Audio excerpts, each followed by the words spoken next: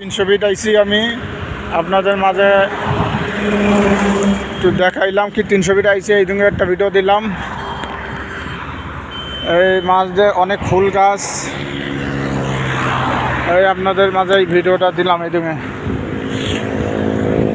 এখানে হুন্ডা চালাচ্ছে, খুব স্পিডি, প্রচুর স্পিডি হুন্ডা চালাচ্ছে। যেহেতু রাস্তা ফাঁকা রাস্তায় হুন্ডা জ্যোতি বাড়াই যায়।